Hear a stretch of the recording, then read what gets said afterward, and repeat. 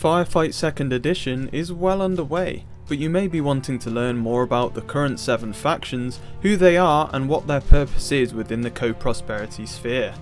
This might help you decide which faction you want to play and collect, or maybe you just want to learn more about the Warpath universe. A quick special thank you to our sponsors, Board in Brum. You can shop over there for all your wargaming needs, from Games Workshop to Atomic Mass Games and many other companies, and look into their events that they have on pretty much every weekend. Thanks to those guys, and you can go and check out the link to their store in the description below this video.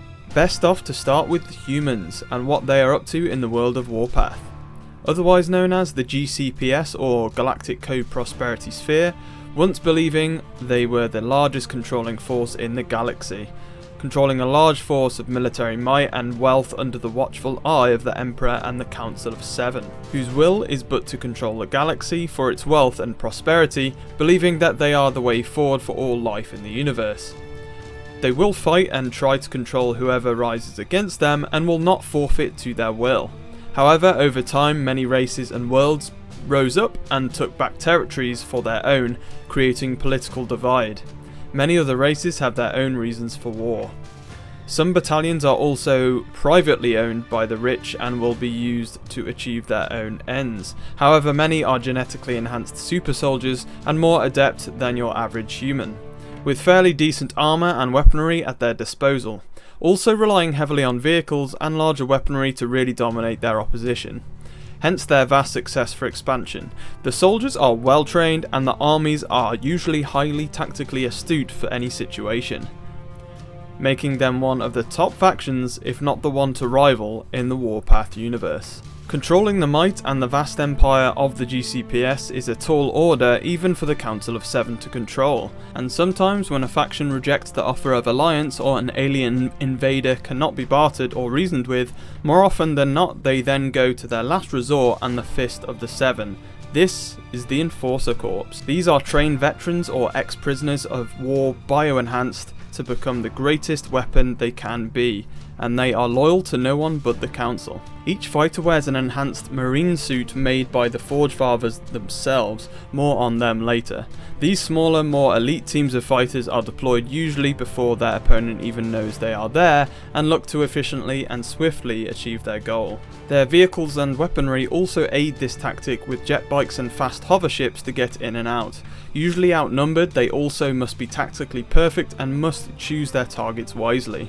Hence why the GCPS military are the first option and your peacekeepers are the last resort. There are some ancient and older races within the universe that have their own reasons for war, and the Asterians are one of them. The technologically advanced and sophisticated race whose sole purpose has always been to maintain balance between life and death in the universe and to create unity.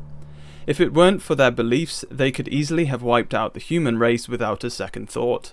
This gives you a good idea just how powerful they are. Asterians themselves, though, have started to split off within, different groups harbouring beliefs of their own that maybe war is inevitable and that they should be doing more to fight. Asterians' advanced drone technology allows them to pilot suits from command ships off-world and the vehicles that they deploy for battle. Asterians themselves never needing to actually set foot on the battlefield, other than those known as overseers who seek the real experience of battle and actually set foot on ground. The Kalishi are a separate, more native group of Asterians to that of the Clades, more tribal in nature and riding beasts from their homeworld into battle. However, usually still wielding weaponry powered by Asterian technology that can still be highly effective in battle. Some of these aliens also blend into society, travelling the GCPS as entertainers or traders. Able to blend in, they keep an ear to the ground and act as spies for the Clades, pointing out targets of opportunity. Next up, coming from the fires burning in the centre of the universe, armed to the teeth with armour and weaponry stronger than any race in the known universe, comes the Forge Fathers. Think space dwarves highly adept at mining, forging and creating. The Forge Fathers believe that everything in the universe, stars, planets, moons, etc., were breathed into existence by their god Farangir, for the use of Forge Fathers to build and create a new universe, and they will take anyone on who gets in the way of this righteous task. The Forge Fathers don't benefit like others from anti-grav advanced technology, but instead rely on pure firepower and strong armour and weaponry, using mechanised warfare more so than their own people to fight the enemy, putting their engineering expertise to good use. The Forge Fathers also have the respect of the Council and the GCPS, who don't dare invade the Star Realm given their power. They also provide trade to the Council systems, supplying enforcers with the very armour they wear. The Marauders, or Orcs and Goblins, are a destructive force that want nothing more than to fight, but are not as stupid as willing to throw their lives away as you might think. At least not on the level of Warhammer Orcs that you might be used to. When humans were expanding through space and first encountered Marauders, they were but tribes of Orcs and with decent intelligence but tribal weaponry. However, when humans tried to wipe them from their lands, they fought back harder than expected and skirmished humans off their territory. Humans decided that these Marauders would be better allies and so recruited them and armed them to the teeth, putting them on the front lines of their conquest to great effect. This worked well and was a great alliance for years, until the events of the Mandrake Rebellion unfolded.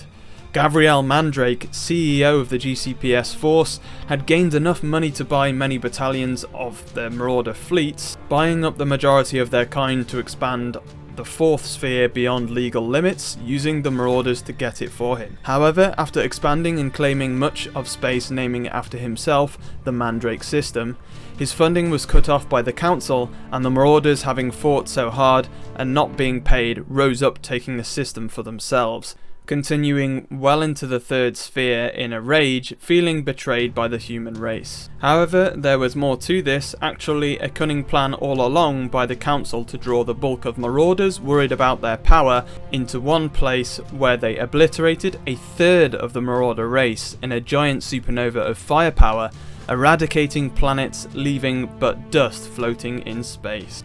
Eradicating both the Marauders' ever-growing power and the forces of a thriving and expanding private empire by Mandrake were gone, and so the Council took back better control of the GCPS going forwards. This still remains today as a show of force by humans and the Council to all other factions in the universe that they are not to be messed with. Some enemies of the GCPS are not quite so easy to find, such as the Veermin. It's said that you are never more than a few meters away from one if in the GCPS. But there are nests of these rat-like beings spread across starships and colony planets all across the 5 spheres, yet most humans have never seen a living Veermin. They live underground, out of sight, borrowing food and materials from the surface world to build their own colonies and construct their own weaponry. Each nest for a colony is hosted by a single brood mother, and all of the Veermin in the nest are likely a child of the mother, controlled by her pheromonal psychic abilities. The mothers always appoint a few chosen to be builders and engineers, creating light armour and weaponry. Veermin are quite capable of just overwhelming most enemies with pure numbers, but they also steal and convert human mining gear such as large rock drills, etc., and convert them into siege weaponry, allowing them to burst up from underground, surprising human outposts, attacking and retreating with whatever they need back into the depths. The GCPS have sent researchers into the depths as well as military groups to learn more about them and how to deal better with them, but needless to say, more and more of these convoys are lost to the underworlds, and the Veermin continue to be a feared and unknown race as to their capabilities and threats. The Plague are believed to now be but a fairy tale and do not exist. Rising from that known as the Death Ark, they once ravaged most of the galaxy, spreading the plague, and were only pushed back and eradicated at the last, if not mostly by them also fighting themselves. Only a few classified altercations have occurred since after the fact, and all records of the original event expunged. Returning fleets from the first discovery of the Death Ark were infected and grew from there, but the Council, after the creation of their Enforcer Corps, managed to push back the plague to their origins. The Death Ark is now totally off limits and guarded by multiple factions, namely the Asterians, preventing entry by anyone. However, the worlds within are untouched and hold great riches for any pirates looking to slide through and try to get back out without being eradicated. Those who make it are made for life, but a few aren't far between. Then there are the artifacts found on planets around GCPS controlled space. These tall artifacts of stone are immediately cordoned and removed when found, as they release spores of the plague when opened, colonizing new plague worlds, leading to further havoc. Races infected by the plague are driven to madness and hunger, but at first are intelligent enough to retain parts of who they were before and able to wield guns or other advanced weaponry. However, in later stages of infection, they can both grow in size and extended limbs or spawn claws, etc., losing all control of their humanity, leaping into battle to tear their foes apart hand to hand. The only race currently known to be immune to infection are the Marauders, and the Council would do anything they could to find a cure. The plague remain the largest threat to the universe that, if let free again, could spell the end to life in the spheres. Well, that's all our 7 factions. Question is, guys, which faction do you like the look of and the sound of the most that you will pledge your allegiance to? Or in the case of the plague, do you have a choice really getting infected? But otherwise, let us know in the comments down below. Make sure you stick around here for all things Firefight 2nd Edition. And of course, make sure to go over and check out our sponsors Board and Brum for all your wargaming needs. And you can go and check out our new website, wargamingloot.com, for the full extended written article version of this video. Otherwise, until next time, as always guys, happy wargaming.